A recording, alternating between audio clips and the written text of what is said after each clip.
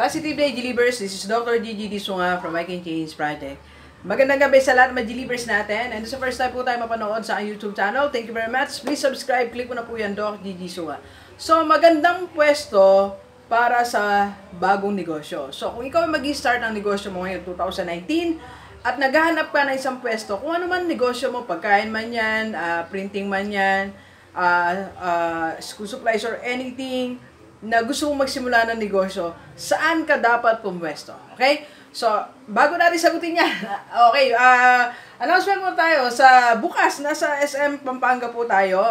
Meron tayong meet na dalawang isang may-ari ng negosyo, isang sales manager. So, like that, okay? So, kung kayo taga Pampanga, may slot pa ako ng hapon bukas. So, umabol kayo kahit kakapanood nyo lang nito. And Feb 9, nasa SM North tayo.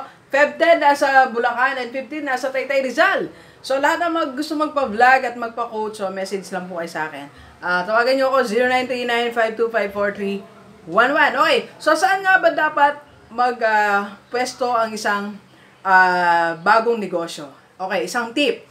Para sigurado may bibili sa'yo, meron kang instant customer. So, saan ka dapat pumwesto? So, dapat pupwesto ka, okay, doon sa isang negosyo na mabili.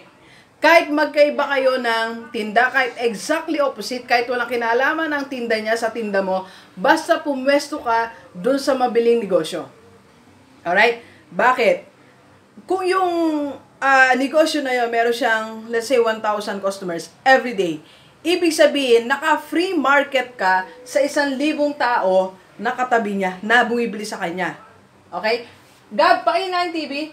So, nakalibre ka na 1,000, di ba? 1,000 people na nakakita ng yung negosyo. Kasi lahat ng pupunta doon, makikita ka dadaan. Next time bibili ako dyan ng fishball. Next time bibili ako dyan ng frap. Next time dyan ako magpapaprint. Next time dyan ako magpapalaundry. Di ba? So, araw-araw, meron kang 1,000 prospect customers. That's the secret. Okay? Yun yung sikreto. Kaya, kung ikaw magsisimula ng negosyo ngayon 2019, humanap ka na ng mataong negosyo. Alright?